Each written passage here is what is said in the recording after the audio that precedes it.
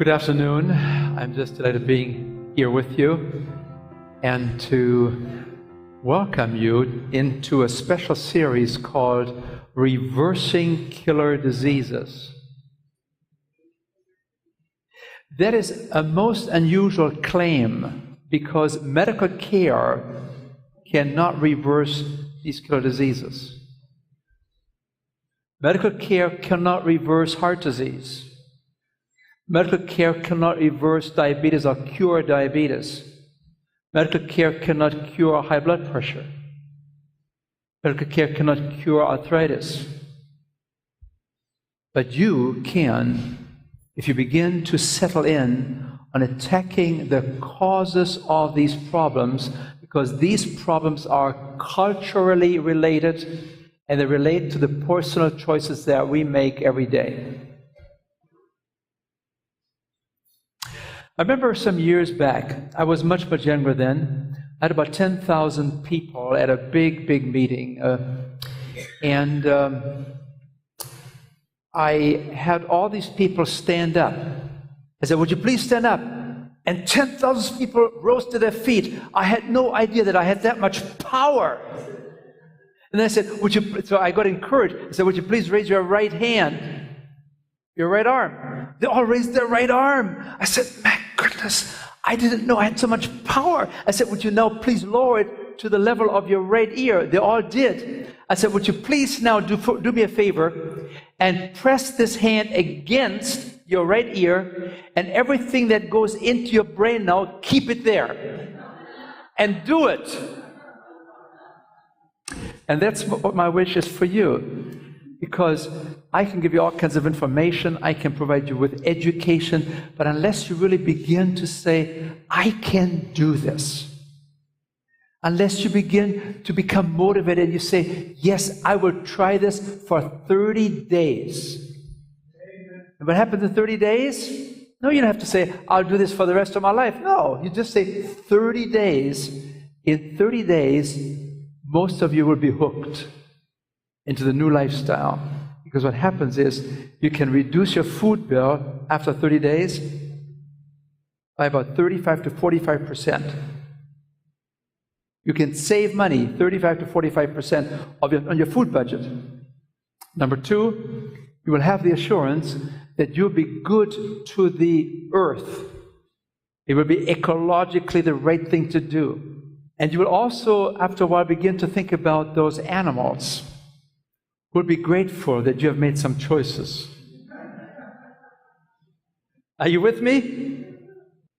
So what did we talk about yesterday? Do you remember? Do you remember this PowerPoint? And remember I talked to you about this is the most important slide that I wanted you to really internalize. And we talked about, for instance, the Mexican diet. And we said most of what these people eat is the green color. It's starch, but it's unrefined starch. It's not white flour, it's whole wheat. It's potatoes. It's not potato chips. It's barley. It's corn, not Doritos. So, and I said to you, as people become more affluent, they spend more money on these kind of foods that are now refined. And so we no longer eat the foods that we have here because the potatoes here turn into potato chips. That is mostly fat. So you increase the fat. We talked about corn is no longer starch, but corn is now corn chips as largely fat. Oil, grease. We talked about here we eat beans, and here we eat burgers, and burgers is largely fat and animal protein. And whenever you have this diet composition, where most of the calories comes from fat and from sugar, the yellow one, and whatever starch we have is now refined white flour starch, and then the blue, most of the protein that we eat is now animal protein. Whenever you have this kind of a diet, this is the American diet. Whenever you have this kind of a diet, and you take it to a country where they don't have these diseases, in 5 to 10 years, they will have heart disease, they will have diabetes, they will have high blood pressure, they will suffer from obesity. We give you some examples, didn't we? We talked about Japan. We talked about Lithuania. We talked about Saudi Arabia. Remember? They didn't have these diseases that they have now when they brought in the Western foods about 35 years ago.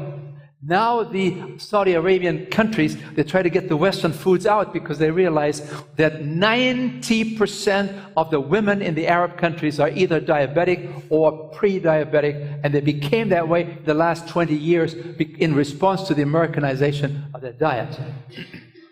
So we talked about the idea that we have shifted about 35 years ago, going from slow foods to fast foods.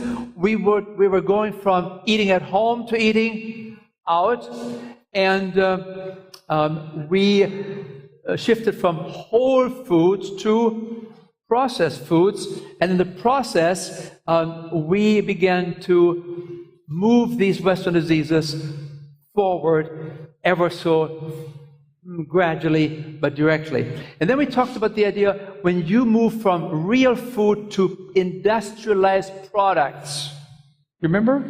You really begin to eat a diet that consists mostly or to a large extent of empty calories. When we talk about empty calories, we mean what? What does empty calories mean? What are empty calories? No. Yeah, that's it. Empty means they're emptied of nutritional value. Empty calories, they just have calories, but no nutritional value, which is what the body needs. Empty calories, and we suggest that over 40% of all the calories we eat in America today comes from sugar, oils, fats, and grease, and alcohol. No nutritional value. And then the last part was we talked about the increase in the meat consumption in our country. We've gone from 100-some pounds to 200 pounds. And particularly when it comes to these white meats, we always have been brainwashed to believe that white meats are okay. Chicken is okay, turkey is okay. And I said, be careful. And then I gave you a formula. Do you remember the formula? I had this pediatrician come to me and he say, how can I give the mothers that come to me and their children, how can I give them a nutritional, educational instruction when I only have 10 minutes for a patient to diagnose the ill, to fix it up with a pill, send them home with a bill, and the next one comes in. How can I do this? I said, you can do it in 30 seconds. Remember? And I said, there are two things. What did I tell you? Number one, try to avoid foods that have nutrition labels. Don't eat them too often. I mean, low-mineral foods, they have nutrition labels. You get the idea? You got the idea? So that's why I said, don't eat them too often. You know, use them as a condiment, not as a meat replacement, because they're processed foods. Then I said, there's a second principle, and I never told you the answer. And you never asked me, except for one man. He said, by the way, I wrote down number one, and then I would write down number two. You never told me number two. So here's number two. Try to avoid foods that have warning labels.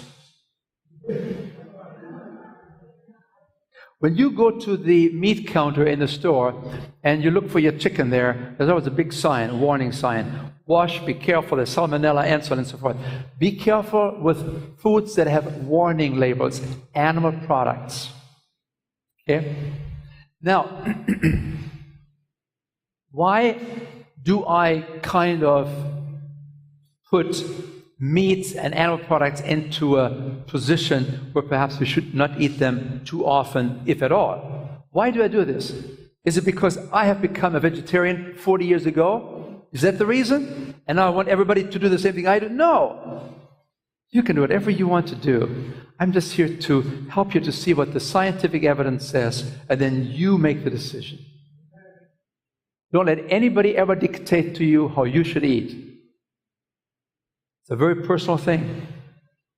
But you can only enlighten people through science, through education, to help them to understand, so that people can make a decision, and the decision comes from within. It cannot be put onto you.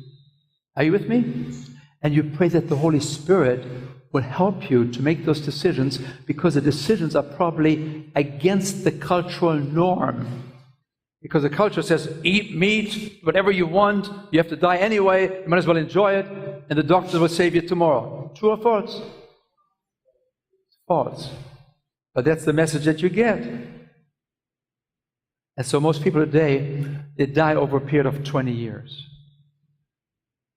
We live longer, sicker. We have patients that come to us that are on 15, 20, 25 drugs. You have to be unemployed to just take care of meeting all the deadlines for the medication that you take all day long. You have to be on vacation. You have to take vacation permanently to take all these medications. Folks, that's not the way it was supposed to be. So I want to give you a better way to looking at things, to give you some options, and then you can make the decision. Is that fair enough? Are you open to those ideas? Okay. We talked about the fact that the World Health Organization has called and declared processed meats in particular to be carcinogenic, which means they cause cancer. And we're particularly talking about colon cancer. As a matter of fact, we have mathematical formulas where we can show you, depending on how much of certain foods you eat, animal products, processed meats in particular, so much likely will it be that you will have colon cancer in so many years. This is no longer just some opinion piece. This is science.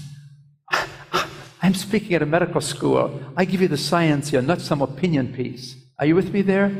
So just when you hear something that doesn't make you feel very comfortable, don't brush it off and say, well, that's his opinion. No, no, no. I don't give you my opinions. I try to have opinions that are safeguarded and based on scientific evidence with huge studies.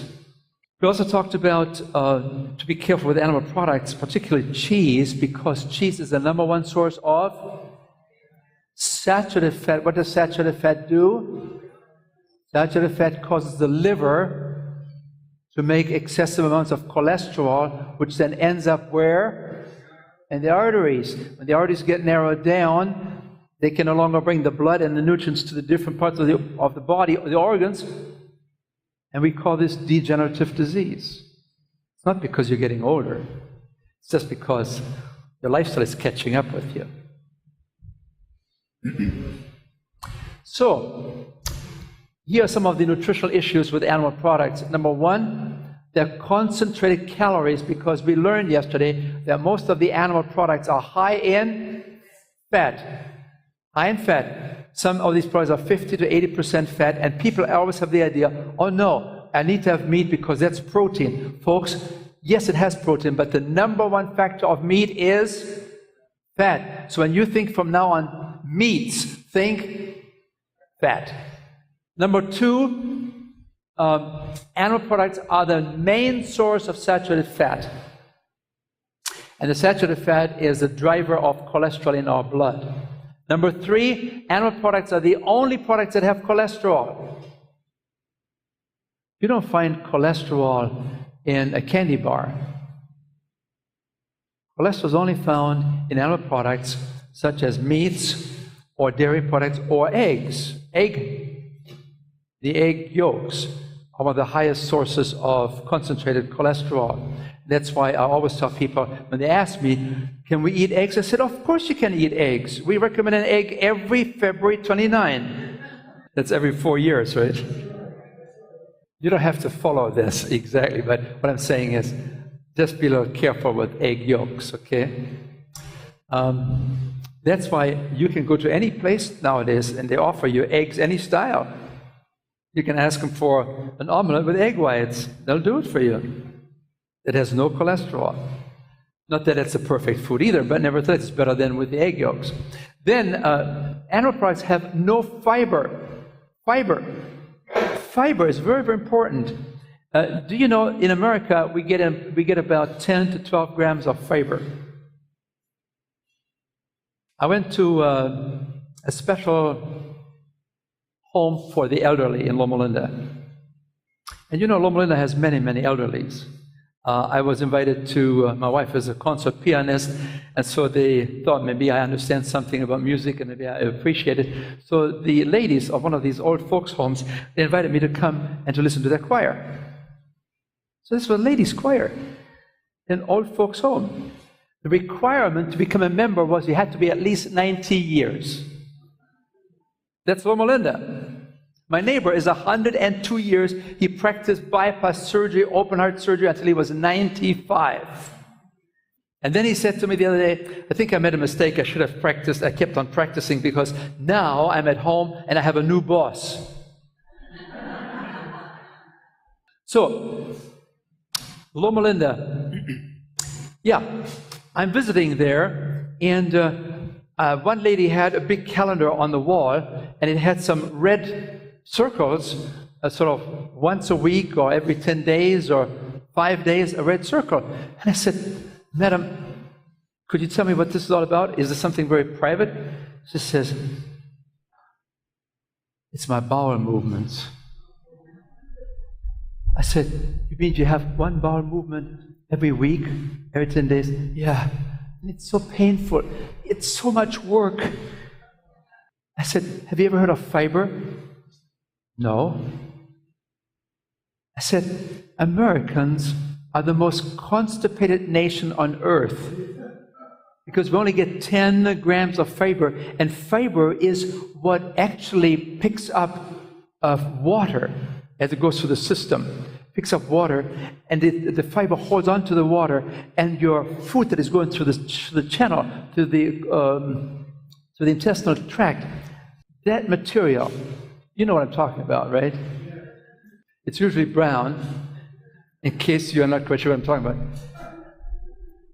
If you have fiber there, it comes out very easily. The evacuation is very easy, no problem. If you don't have enough fiber and you don't drink enough water, you sit there, and you squeeze, and you sit there for an hour and 2 hours. You read the whole Reader's Digest from one end to the other end, and you still, and then finally you can put a red circle on there. Folks, you get the fiber and the water, and you go into the special room, you sit down, and you're out. Fiber. Zero fiber in meat. Zero fiber in cheese. Zero fiber in animal products. Fiber is found where? In plants. So when you eat more plants, easy. It's a beautiful movement. No effort. No sweat. And once a day. Maybe it takes 2 days as you get used to it. It's no problem. Oh, you might have a little bit of a change there, because some people come to me and say, well, sir, have you heard that fiber, especially when you eat those beans, they have lots of fiber. They're very anti-social foods. Yeah, I know. CHIP program people during the second week when this thing really happens, I mean, they all sit there like they're sitting on a volcano, blasting off any moment now. But I tell them, if we all do it, nobody knows the difference. But your body gets used to that. That's why it is. The body's not used to all the fiber coming in, so it has some turbulence there. But after about 3-4 weeks, everything is fine. You don't have to worry about opening the windows and all these kind of things. It's going to be all right. So fiber. Fiber is zero in animal products. It also, when you eat lots of animal products, you then therefore eat less plant foods, which means you have less fiber coming in and fewer nutrients, right? And then also the number 6 one is their processed meat, and meat cause cancer. So this is the American diet. And this is what we do. About 50% of all the calories that we eat, 50% comes from processed foods. The refined, processed, engineered foods, they're made for profit, not for health. Then you have about 35% of the calories that we eat comes from animal products. And again, these are not in your best interest because they have no fiber, they have all the other problems that we just talked about. And here's the most important thing that I want you to remember when you leave here today. Only 14% of the calories that we eat, only how many calories? 14% of the calories that we eat come out of the hand of a master designer. That's powerful. 14% of the calories that we eat, a very small portion of the food actually comes out of the hand of a master designer. We say our prayers over foods that are 86% man-made or made by taking other creatures' lives.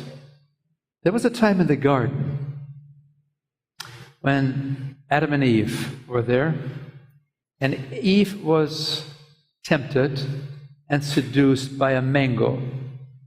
It was a mango, wasn't it? No? It's in the Bible.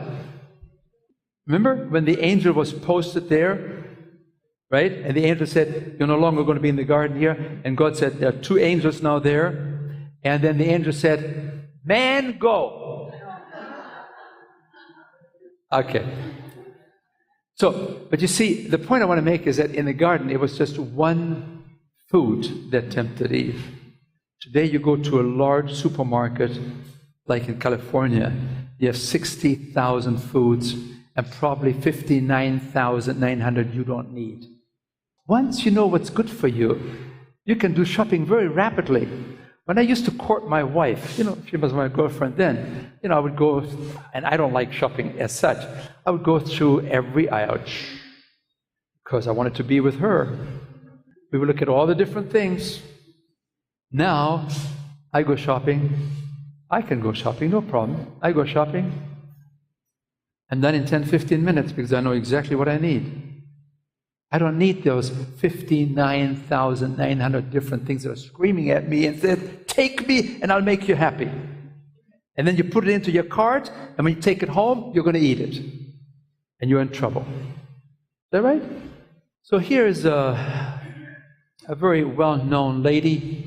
She said, "Our diet-related disease epidemic is fueled by the powerful meat, dairy, and junk food industries, and tragically supported by government policies that place profit over public health."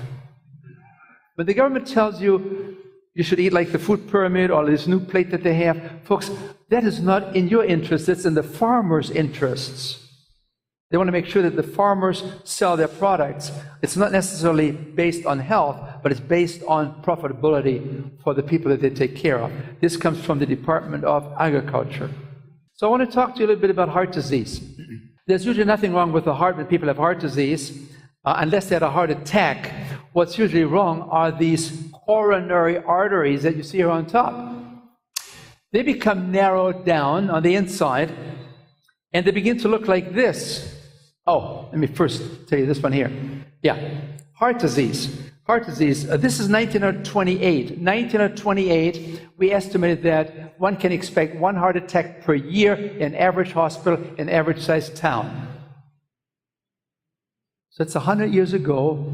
You could expect how many heart attacks in a year? 1 in a town, average-sized town.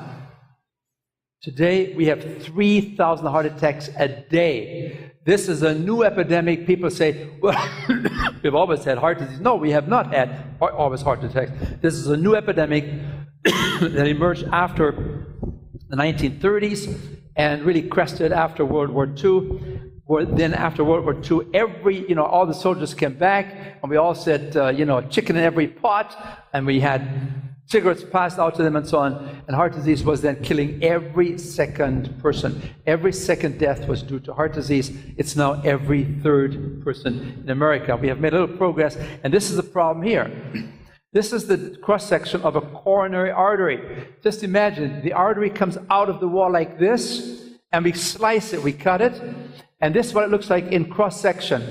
The artery should be wide open from here. This is the artery wall here. It should be wide open from here all the way to here. But what do you see? It's narrowed down to about 35% of the original lumen, the space that is supposed to be there for blood to flow through.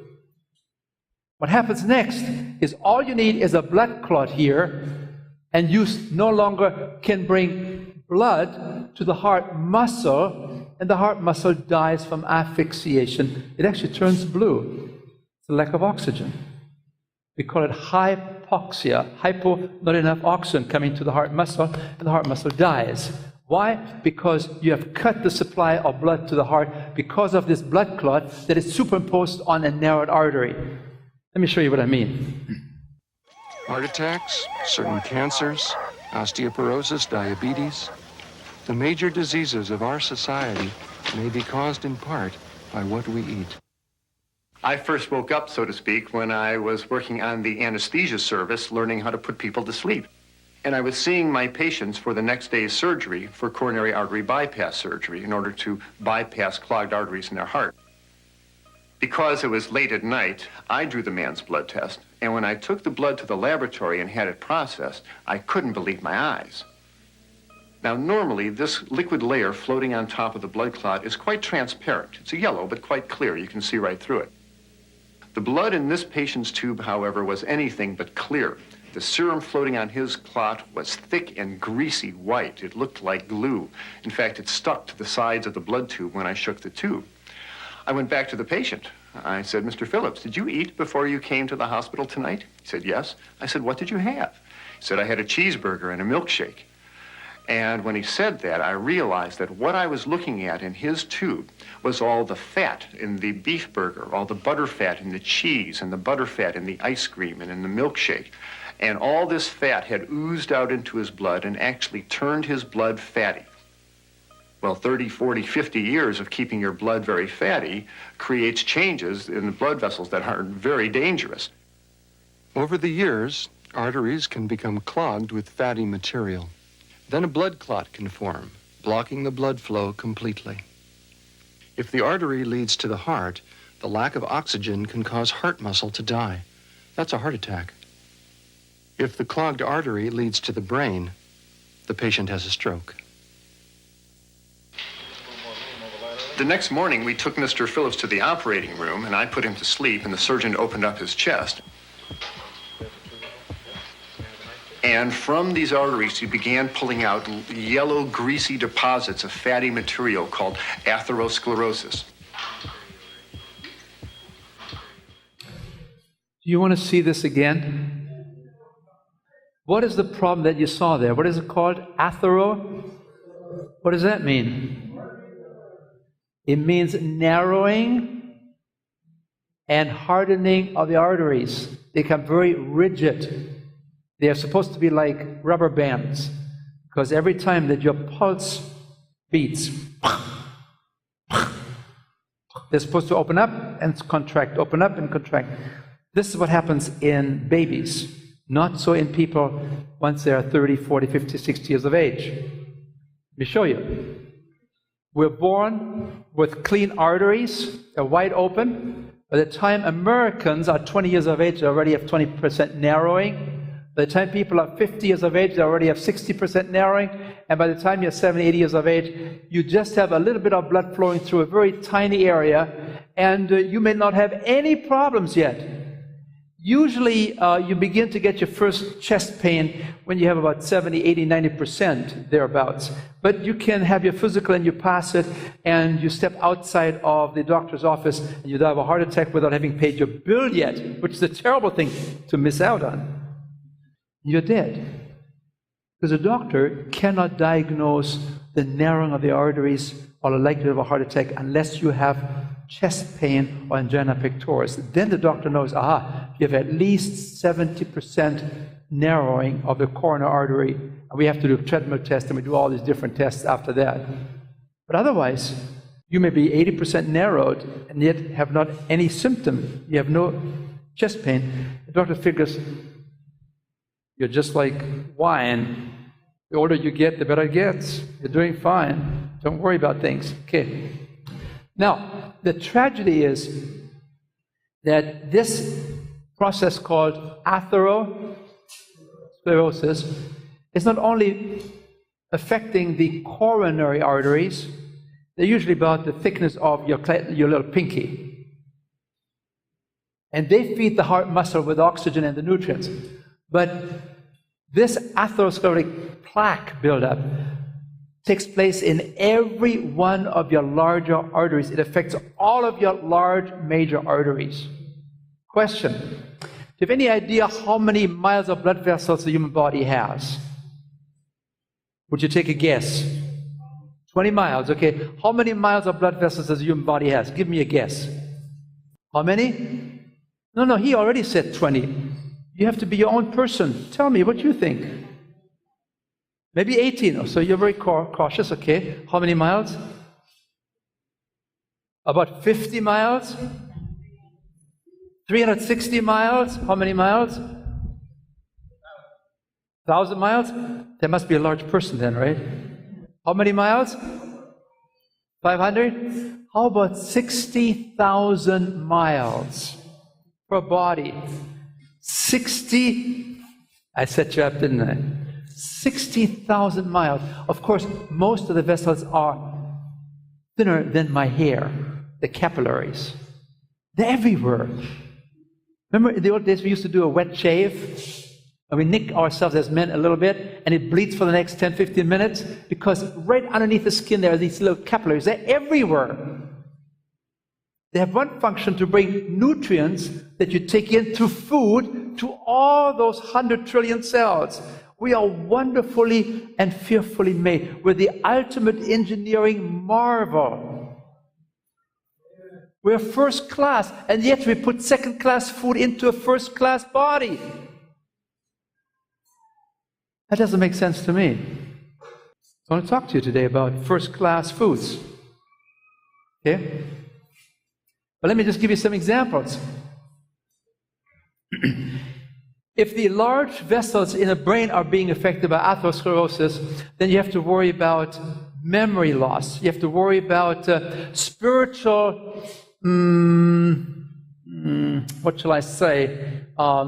Spirituality can be affected because the spiritual center in the body is in the frontal lobe of the brain. It's right here.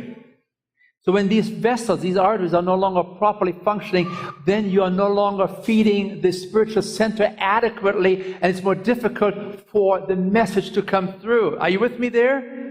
So therefore, I said to you the other day, what we eat, what we put at the end of our fork, has tremendous consequences, even with regard to our character, and I said, with regard to our destiny. So then you have to worry about these carotid arteries here. They can get plugged up. The coronary arteries. Then you have to worry about the kidney vessels. You have kidney disease because of narrowed kidney arteries. And then for men, ED, impotence. And many people think that, well, men, when they're 45 years of age, well, things are supposed to slow down, and, it's a normal thing, and we just get some Viagra, and that's okay. I mean, after all, impotence is just a lack of Viagra pills. When I talk about atherosclerosis, there are always some men come to me afterwards. They wait till everybody's gone, and I know why they're coming. I said, sir, you said that atherosclerosis has to do with food, right? I said, yes. You also said that what happens in the kitchen affects what happens in the bedroom. Yes, I said that. Tell me what I have to change. I said, well, do something about smoking because it causes the penile arteries to contract. Do something about these high-fat foods because they cause the atherosclerosis to build up inside. And the penile arteries are 1/10 the thickness of your pinky. They're much smaller than the coronary arteries, and so they become very easily affected. And oftentimes the first sign that atherosclerosis is affecting the body is not the coronary artery problem, but it's the penile problems. This is a food-borne illness. This is an illness that relates to our, should I say illness? This is a lack of optimal performance as a result of our lifestyle, which is largely centered in what we do with our hands. Smoking, eating, and drinking. I have people that call me 6 months later, and they said, we're so grateful that we came to your program. And I said, okay, pay up. But you see, we're talking about diseases that you can influence.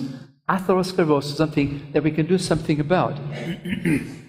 I'll talk more about this in one of my lectures in a couple of days. So these are all diseases that are related to atherosclerosis: heart attacks, chest pain, stroke, memory loss, hearing loss, visual loss, high blood pressure, gangrene, impotence. All of these problems are largely one disease. Atherosclerosis, it just shows up in different parts of the body, so we give it different names, and every specialist owns one of these organs. Is that interesting? And every specialist that is taking care of one particular organ will have his particular, her particular medications to take care of that organ. So we end up with sometimes 5, 6, 10, 15, 20 different medications. It's largely one disease. Have you ever noticed that when you talk to people when they get into their 55, 60, 65 years of age, first they have heart disease, then they have high blood pressure, then they have diabetes. They won't talk to you about the impotence, that sort of something. And they start talking about, I'm depressed and I'm gaining weight. Have you ever thought about this? They're all interrelated. And the golden thread is called atherosclerosis. Once we can handle atherosclerosis and the inflammatory process that results from that, then you can affect the whole body, not just one particular organ.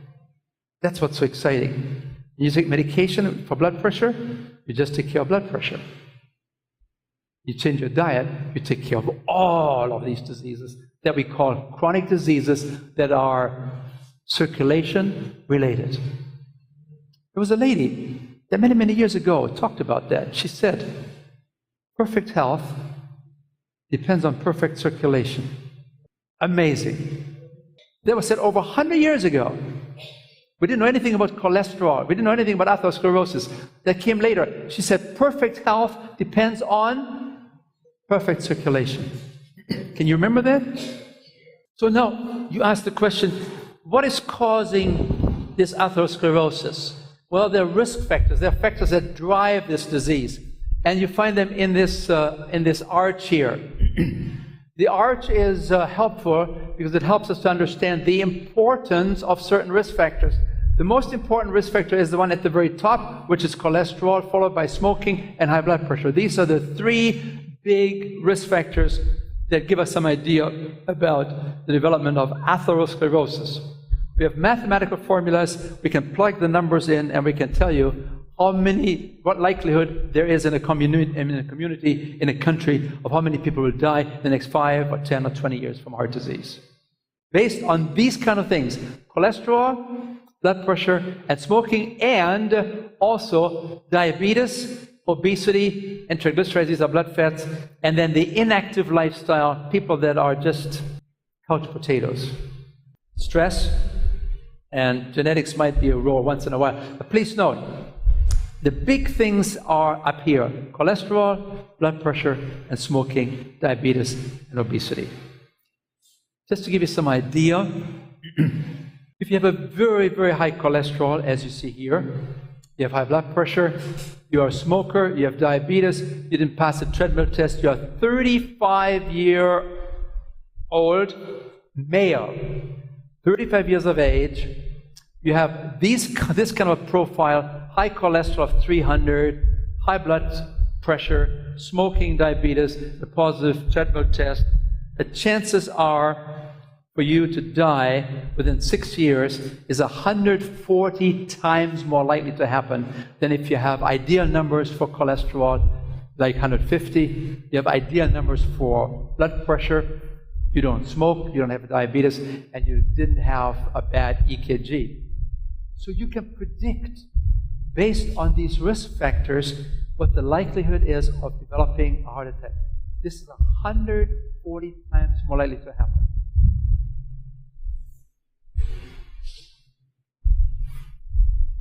You can change that.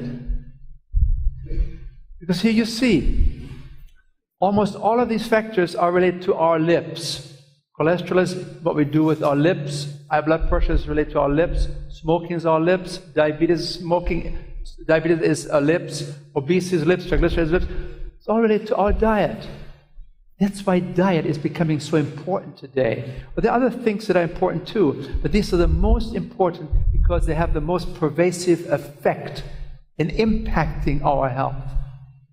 So what you put at the end of your fork becomes very, very important. And that's why I talked to you yesterday about this. Fork and knives can be weapons of mass destruction, but they can also be instruments of health, hope, and healing. So I take you to Loma Linda now. The Adventist people usually live longer than most people in America. And the Adventist people, they have a very common lifestyle. You know what that is. These people, they usually don't use alcohol. They usually don't smoke. They usually go to church usually once a week. They're fairly religious people. They believe in education very strongly. They have a good social network, a supportive network there. They're usually nice people, aren't they? You're not quite sure yet? Oh, I used to be a Lutheran. I know. These are wonderful people. I've lived in Loma Linda for 45 years after leaving Germany. So this is the Adventist lifestyle. But while the Adventists do everything pretty much the same, whether it's in Japan or in Holland or in Germany, they do something different, and that is in the area of diet. As you know, some of the Adventists are lacto-ovo-vegetarians. What does that mean? Lacto means dairy. Ovo means eggs. So these are Adventist vegetarians that use eggs and dairy products, but no meat. So they compared, with a lot of government funding, they compared Adventists that were meat eaters and Adventists that were lacto-ovo-vegetarians. Okay? Guess who did better? So they followed these people for many, many years, and then they counted all the deaths. Here's what they found. They found that the Adventists, remember, these are all Adventists, both groups. The Adventists that were lacto-ovo-vegetarians had only half the amount of high blood pressure when compared to the Adventists that were meat eaters. They also found out that 2/3 of the people only had arthritis in comparison to the meat-eating Adventists. And again, the lacto-vegetarians only had 2/3 the amount of prostate cancer when compared to the Adventist meat eaters. And when it comes to colon cancer, the lacto-vegetarians only had half the amount of colon cancer. So you saw those pictures there, right? You saw the red column, this is the meat-eating column, and then you have the green column, which is the lacto-vegetarians. Who had less disease? Which color? Yeah, green. So why don't we follow a green color? If you want to reduce your hypertension, you know what to do. If you want to reduce your likelihood of prostate cancer, you know what to do. If you want to cut back on your, you don't want to have the risk of high blood pressure, you know what to do. Go to which color? Green. Okay, so then the government came to us in 2000 and they said, we have money available for a major study. They actually spent over $30 million on studies done in Loma Linda. Loma Linda has done some of the finest and the best studies in the world today, looking at a population that is very similar in all areas except in the diet. And so they have said, okay, you people are all doing the same thing except you have different diets. So they found out that in North America, 10% of the Adventists are vegans. What is a vegan? A vegan is a person that comes from Las Vegas, right? No. These people that don't eat any animal products, okay? They're very strict. They're about 10% of the Adventists, and then 30% roughly of the Adventists are lacto-ovo-vegetarians, and 10% of them are fish-eating vegetarians, and 50% of the Adventists in North America eat animal products. So they followed these people for 5 years, and they collected all the data on these people. They know when people become hospitalized. They know when people pass away. They know everything about these people. They look at 100,000 Adventist people in Canada and in the United States. And here's what they found. Adventist women that are meat eaters, Adventist women on the average weigh about 40 pounds more than vegetarian women. So if you ladies, some of you that are carrying some extra weight, if you're thinking of maybe you want to lose some weight, what would be a good idea? What color would you choose? Those in the green color, right? And then you look at men. The difference here is very similar. Adventist meat eaters, on the average, weigh about 30 pounds more than Adventists that are vegetarians. Well, we can also look at diabetes. These are Adventist meat eaters. Their diabetes rate is about 6.3%. If, on the other hand, you want to become a vegetarian, then you only have to worry about diabetes in 1.6%. So meat eaters have 4 times more, Adventist meat eaters have 4 times more diabetes than those in the green category here. So you say, well, I'm not ready. I mean, I live here in West Virginia. I mean, I couldn't become a vegetarian here. I mean, that's virtually impossible. Oh, okay.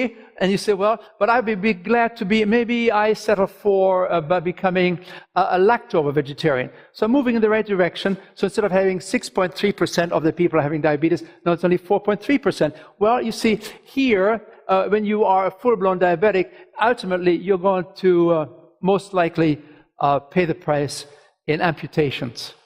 This is at the end game of diabetes.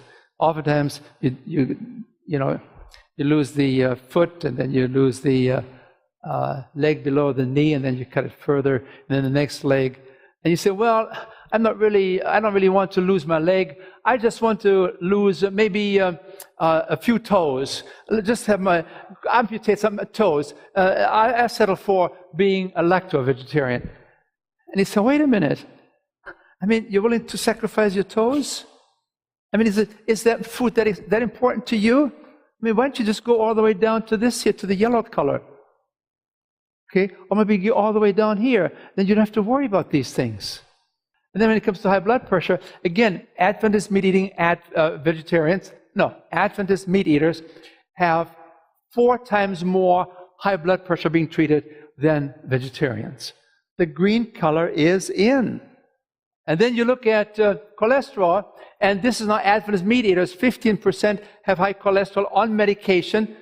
When it comes to vegetarians, you can hardly find anybody on medication because their cholesterol levels are so low. When I go to China, when I go to the province where people live very simple lives, they don't have the Western foods there, they have cholesterol numbers of 90, maybe 100. 110, 120, and then they get nervous. They said, oh, it's already up there to 130. We're like the Americans. We're going to have a heart attack any moment. I said, no, the Americans, they have 200 and 250, and they are happy when they have 200. It's too high. The ideal cholesterol that keeps you safe from heart disease, from atherosclerosis, is 100 plus your age. So what should yours be? 172. We're in the same category. Good. 100 plus age. So if a man comes to me and he is 91 years of age and he says, my cholesterol is 191, I said, you're doing just fine. I mean, if you're younger, I would like to see it at maybe 150 or 140, but you're doing fine at 190. You've lasted that long, you're going to be fine. So what's an ideal cholesterol in general terms? 100 plus your age, 150, 160, something like this. Not the 200, like your physician tells you on the reference sheet from the laboratory. This up to 200 is normal. Folks, cholesterol like that is only normal for people that normally die from heart disease.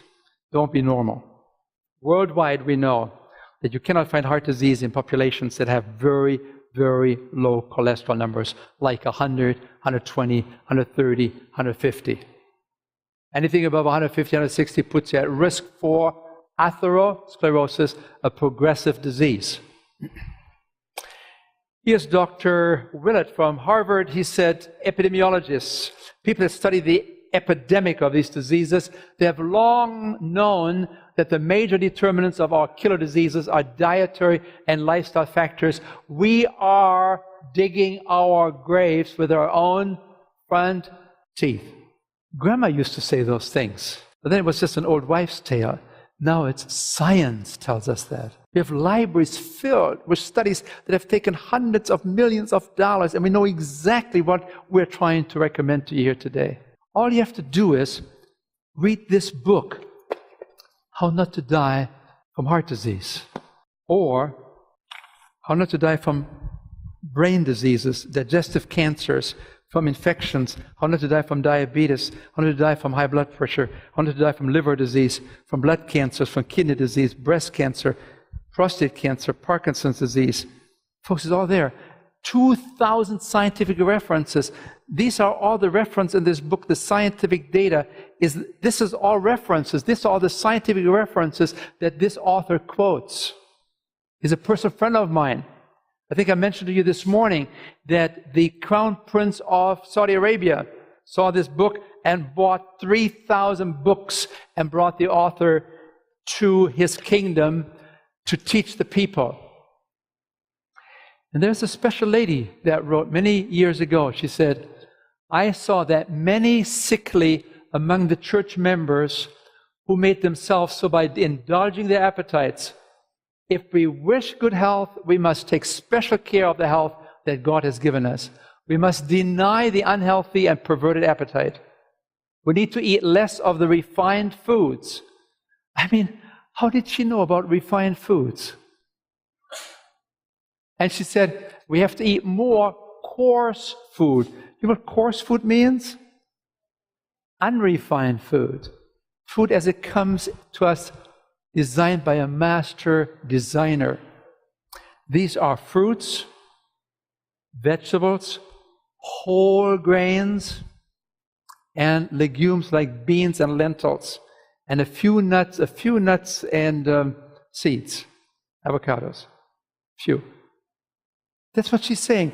Eat more coarse food. And then she says, it should be free of grease, fats, and oil. Hello? How does she know this? This was over 100 years ago. And then you have a book here, which is a best-selling book in America. Came out in 2007. Let me take a look here. 2007. Yeah. Penguin Publishing. This is a book by a very famous surgeon educator from the Cleveland Clinic, Prevent and Reverse Heart Disease, the revolutionary scientifically proven nutrition-based cure. And he says, be careful with fats and oils. And he's very adamant. He said, not one drop of oil. Now, we may not always be exactly in alignment with those kind of things, but by and large, he is the man that has shown that you can take patients that were given to live a limited number of months. These were the walking dead. They already had all the surgeries, all the medications. And they came to him, and they followed his program of fruits, vegetables, whole grains, legumes, very little salt, stay away from the sugar, stay away from anything that's artificial, stay away from oil, because God didn't make oil. God didn't make olive oil. God made olives. These are refined products, and we can easily overdo it on these kind of things. And 20 years later, this is a book about these patients. 20 years later, all of them but 2 are still alive. This man doesn't know anything about this special lady author. This person is a friend of mine, Cleveland Clinic.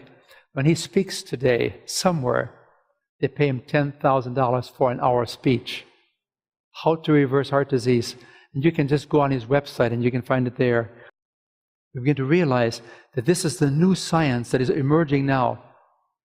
There's a new specialist coming up now. We now have, we have specialists in heart disease, cardiologists. We have specialists in eye problems, ophthalmologists. We have gynecologists. We have obstetricians. And now we have a new specialty called lifestyle medicine specialists.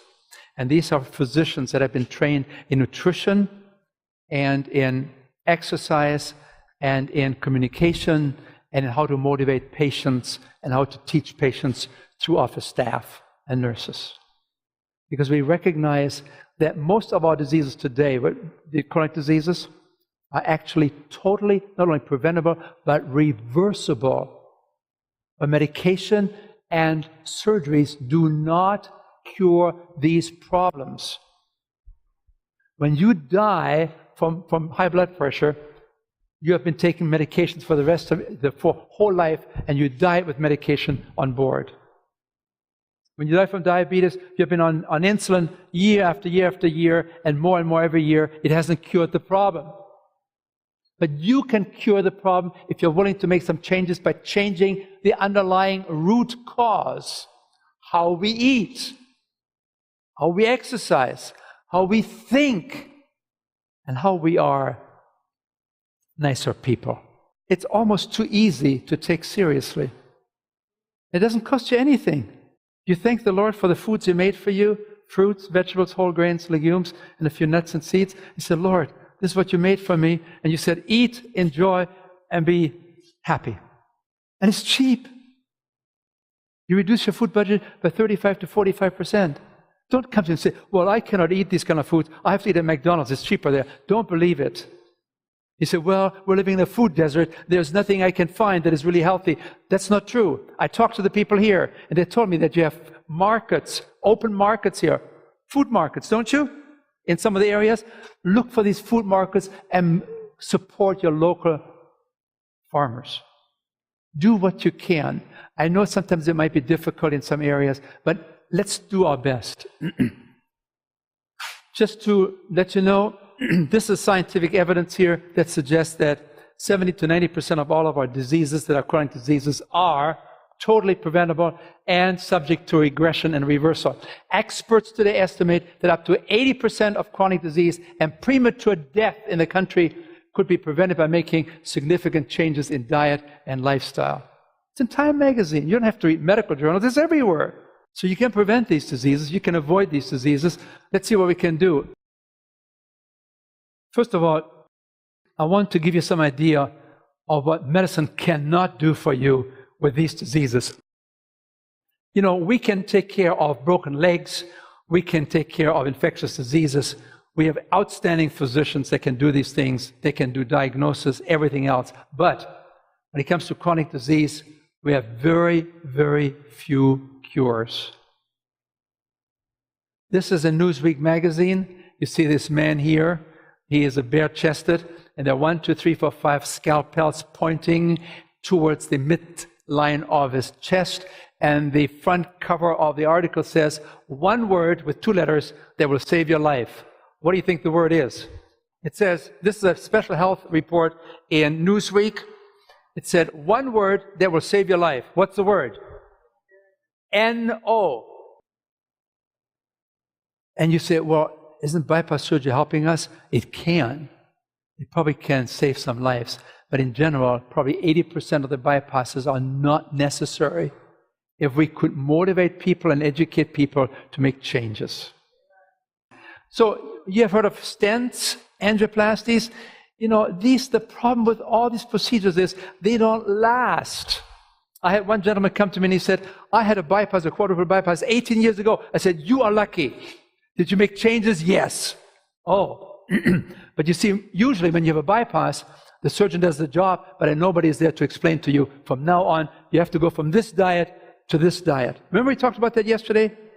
You cannot play around anymore. You have to go from here to here. You have to be total vegan. There's nothing else I can offer you if you want to keep that bypass open. If you go the halfway, you're playing with your Russian roulette. What about these drugs for cholesterol? People come to me and say, well, I don't need to change my diet. I just take some cholesterol pills and they drive it down. True. They drive down the cholesterol, but it doesn't protect the heart. It just makes the cholesterol number look good, but it hasn't changed the physiology of the heart. Let me tell you here, here's a major article in some of the medical journals. It says, there is, quotes, there is no evidence that prescribing cholesterol-lowering drugs, known as statin drugs, to patients at risk for heart disease will reduce their chances of premature death in the short term in 4 years. No evidence that will really give people a longer life extension.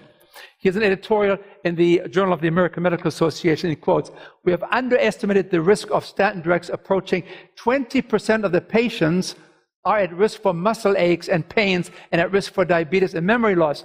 These drugs cause problems in 20% of the cases. What's the benefit risk ratio? And the article says we can expect to, and here it is.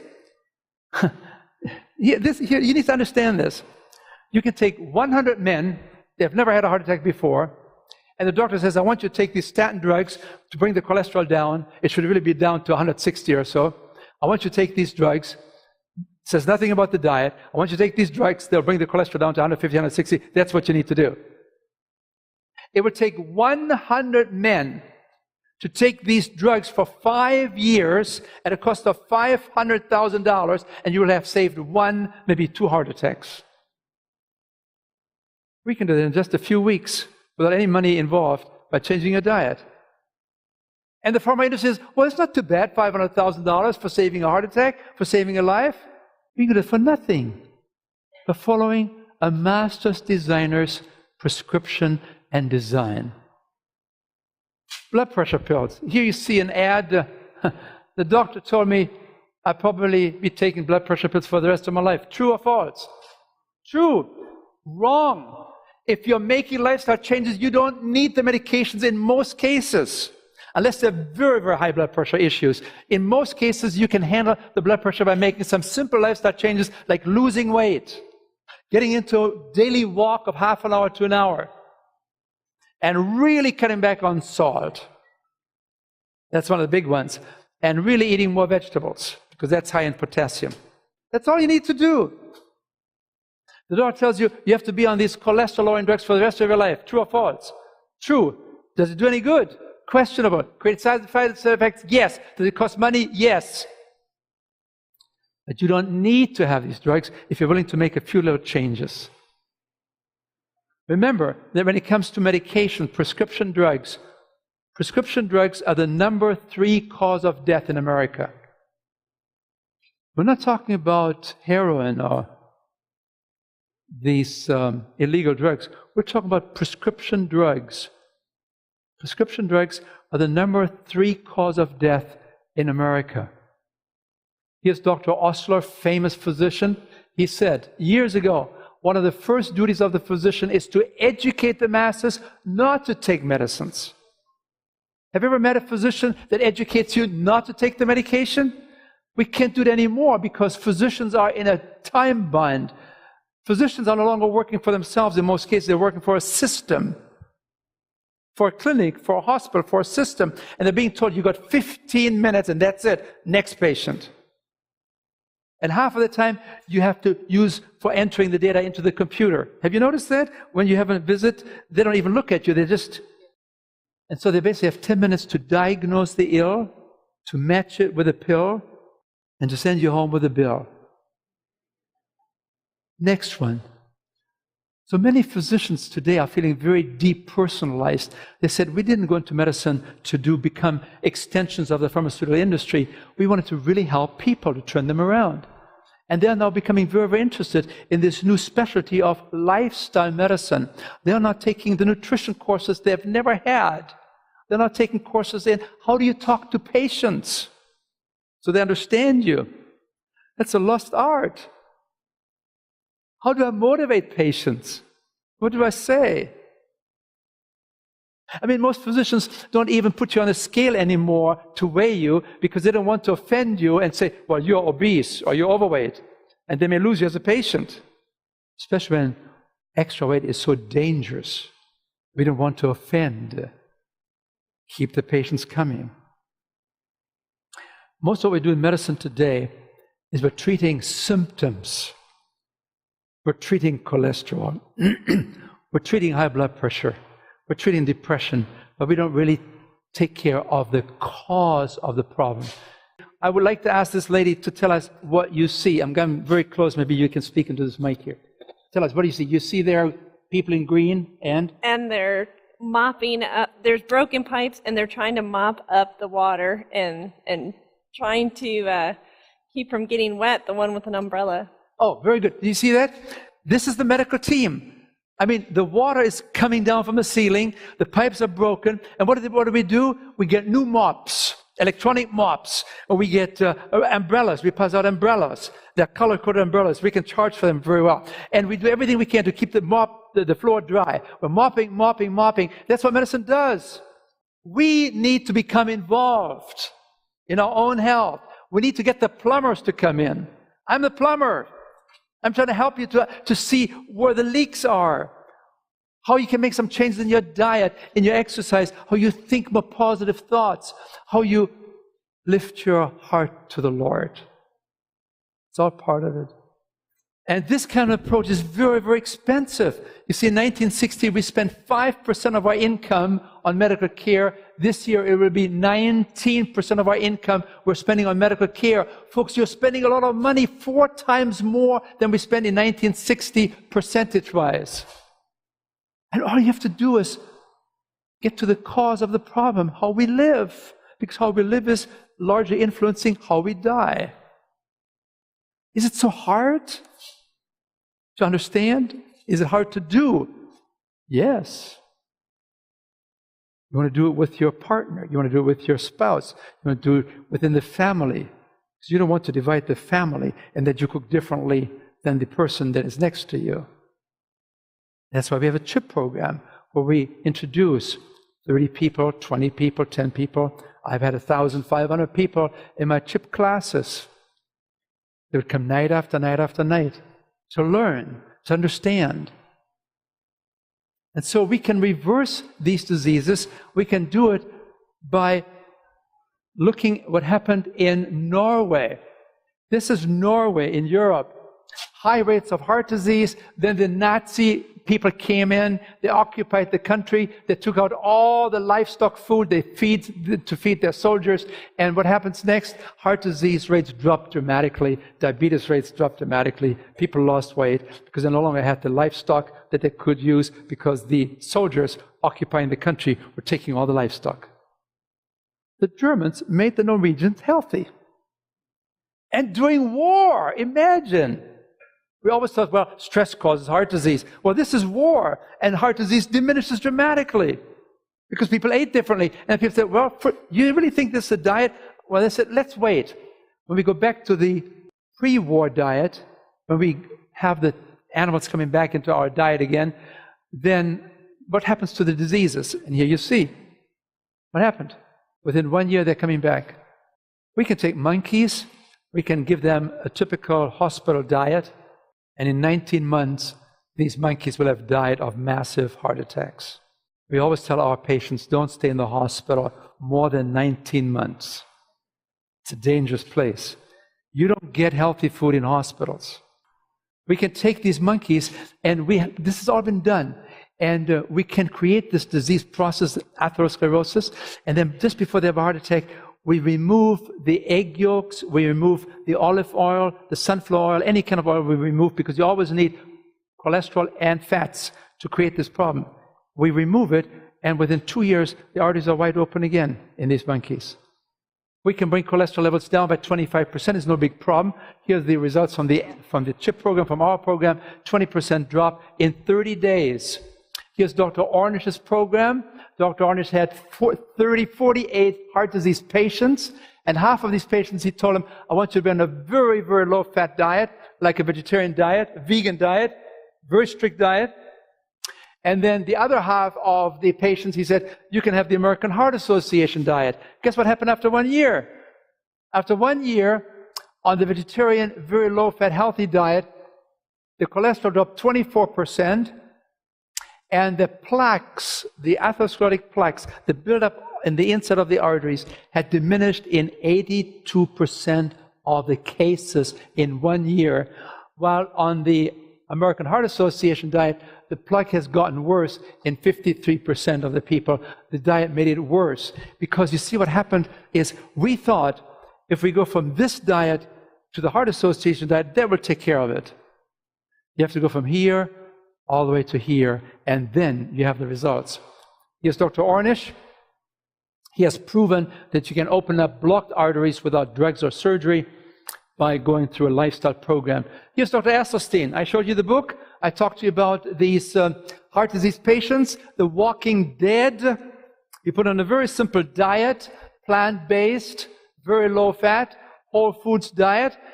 And he said, I want you to eat only fruits, vegetables, whole grains, and legumes.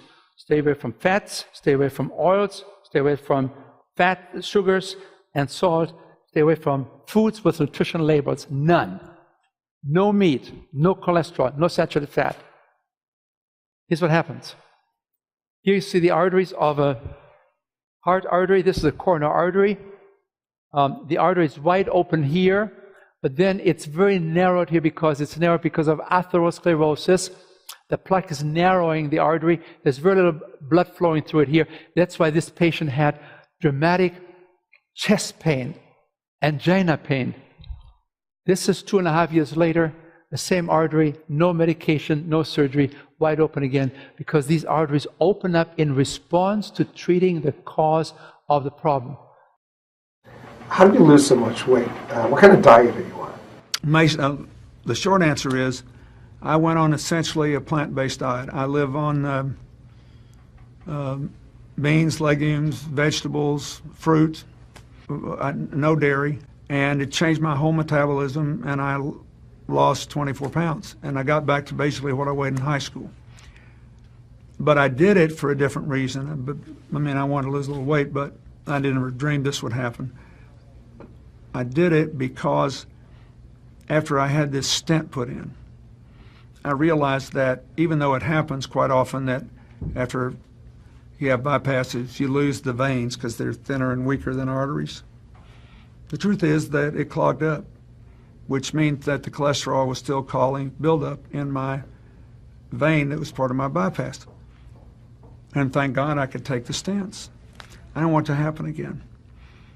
So I did all this research, and I saw that 82% of the people since 1986 who have gone on a plant-based, no dairy, no meat of any kind, no chicken, turkey.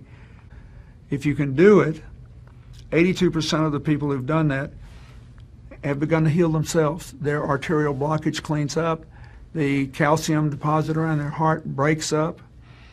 This movement has been led by a doctor named Caldwell Esselstyn at the Cleveland Clinic, Dean Ornish, whom you know, out in California, the doctors Campbell, father and son, who wrote the China study, and a handful of others. But we now have 25 years of evidence. And so I thought, well, since I need to lose a little weight for Chelsea's wedding, I'll become part of this experiment. I'll see if I can be one of those that can have a self-clearing mechanism. We'll see. In closing, afflicted by chronic disease, changing the food you eat is the single most powerful lifestyle change you can make to restore your health. Fork and knife, they can be weapons of mass destruction, or they can be instruments of health, hope, and healing. We recommend a new cow. Thank you very much.